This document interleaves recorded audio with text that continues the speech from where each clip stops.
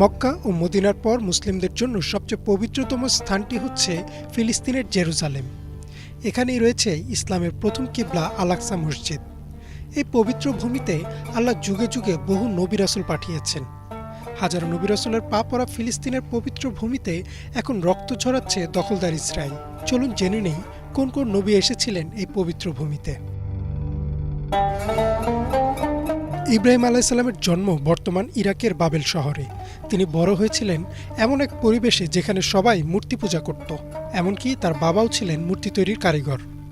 এমন পরিবেশে বড় হওয়ার পরেও তিনি এক আল্লাহর উপর ভরসা রেখেছিলেন, মানুষকে আল্লাহর পথে ডেকেছিলেন। আর তাই তার উপর নেমে আসে অবর্ণনীয় অত্যাচার, এমনকি তাকে আগুনে নিক্ষেপ করা হয়। কিন্তু আল্লাহর হুকুমে সে আগুন শীতল হয়ে যায়। এরপর আল্লাহর ইচ্ছাতেই ইব্রাহিম আলাইহিসসালাম স্ত্রী সারা ও ভাতিজা লূত আলাইহিসসালামকে সাথে নিয়ে জেরুজালেমে হিজরত করেন।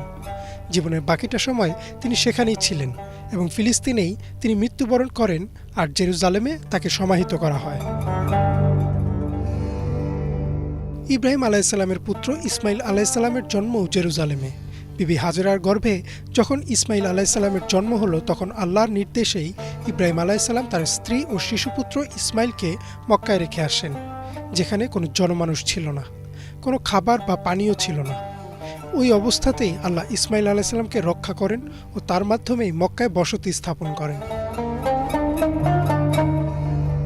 ইব্রাহিম আলাইহিসসালামের দ্বিতীয় পুত্র ইসহাক আলাইহিসসালামের জন্ম ফিলিস্তিনে।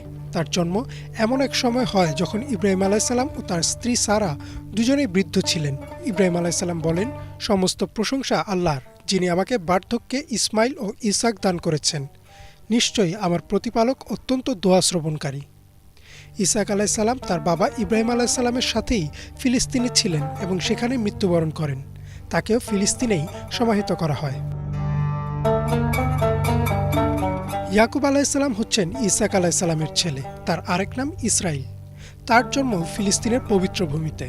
ইসহাক আলাইহিসসালামের 12 জন ছেলে ছিল। তার মধ্যে একজন ছিলেন ইউসুফ আলাইহিসসালাম।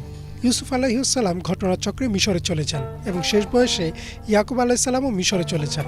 তার মৃত্যু মিশরে হলেও তিনি তার ছেলেদের বলেছিলেন যেন তার মরদেহ ফিলিস্তিনে নিয়ে যাওয়া হয়। তার ওয়াসিয়ত মোতাবেক তার দেহ ফিলিস্তিনে নিয়ে আসা হয় এবং জেরুজালেমেই তাকেও সমাহিত করা হয়। ইউসুফ আলাইহিসসালাম ছিলেন ইয়াকুব আলাইহিসসালামের ছেলে। তার জন্ম ফিলিস্তিনে না হলেও তার শৈশবের একটা অংশ কেটেছে এই ফিলিস্তিনেই। পরে ভাইদের ষড়যন্ত্রের শিকার হয়ে তিনি মিশরে চলে যান। নবুয়ত প্রাপ্ত হয়ে তিনি মিশরে মন্ত্রিত্বও লাভ করেন। পরে পিতা ইয়াকুব আলাইহিসসালাম ও তার অন্য 11 ভাইদের তিনি নিজের কাছে মিশরে নিয়ে আসেন। তার বাকি জীবন মিশরে কাটলেও তিনিও ওয়াসিয়ত করেছিলেন যেন তাকেও ফিলিস্তিনে কবর দেওয়া হয় এবং সে মোতাবেক তাকেও বাইতুল মাকদাসে কবর দেওয়া হয়েছে। এছাড়াও হযরত দাউদ আলাইহিসসালাম ও হযরত সুলাইমান আলাইহিসসালাম দুজনেই ফিলিস্তিনে জন্ম নেন এবং ফিলিস্তিনের শাসকও ছিলেন। বর্তমানে যে আল আকসা মসজিদ আমরা দেখি তাও সুলাইমান আলাইহিসসালামের নির্মিত। এছাড়াও আমাদের শেষ নবী রাসূল সাল্লাল্লাহু আলাইহি ওয়াসাল্লামও মিরাজের রাতে ফিলিস্তিনে যান। এই পবিত্র বাইতুল মাকদাস বা মসজিদুল আকসায় তিনি আগের নবী রাসূলদের সাথে 2 রাকাত নামাজ আদায় করেন, এরপর ঊর্ধ্বগমন করেন।